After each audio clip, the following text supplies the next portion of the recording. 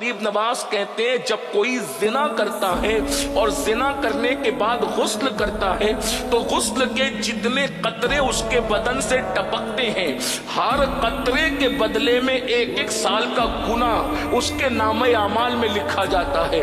हर कतरे के बदले में एक साल का गुनाह। कितने कतरे टपकते हैं गुस्ल के बाद, जरा तसव्वुर में तो लाओ। और जितने कतरे टपकते हैं उतने ही शयातीन पैदा किए जाते हैं, और वो सारे शयातीन क़यामत तक जितने पाप और जराइम करेंगे उन सब का गुनाह उसके सर पे डाला जाएगा, जिसके जिना की वजह से वो शयातीन पैदा हुए। और एक बात मुझे और यहाँ याद आई, हमारे बुजुर्गों ने फरमाया जो जिना करते हैं अल्लाह उनको लम्हे के बदले में सदियों की सजा देता है। वो इस तरह से कि जिनाकारों के घर में अल्लाह ऐबी औलाद पैदा करता है, लंगड़ी लूली अंधी औलाद पैदा करता है, ताकि ये अपनी नस्लों को देख देख कर बार बार दुखी हो।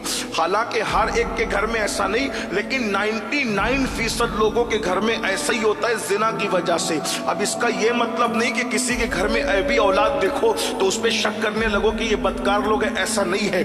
1% लोगों के घर में अल्लाह ऐबी औलाद इसलिए देता है ताकि अल्लाह उनके दर्जात बुलंद करे, उनको मकबूलियत अता करे। तो याद रखना, जरा गौर कीजिए, आज गंदी फिल्मों की वजह से, जिना की फिल्मों की वजह से, गंदी पिक्चरों की वजह से आज हमारे लड़के और लड़कियां जिना को फैशन समझ रहे हैं। लेकिन मैं उनके सामने ये बात रख दूं, कब्र में जाना है, कब तक जमीन पे दंदनाते फिरोगे, कब तक जमीन पर पाप करोगे, कब तक अल्लाह के गजब को दावत दोगे, कब तक उसके गजब को चैलेंज करते रहोगे।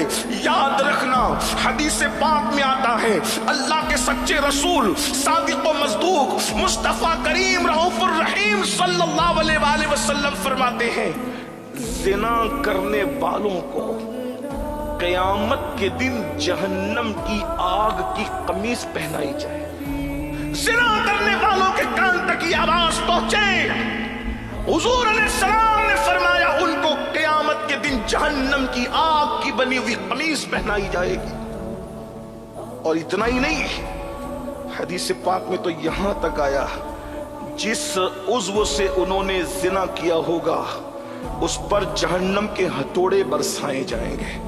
इसी पे बस नहीं, सैयदुल मासूमीन काने हया जाने हया वजह तखलीक हया मुस्तफा जाने रहमत ने यहां तक फरमाया जिना करने वालों की शर्मगाहों पर जहन्नम की आग दहकाई जाएगी।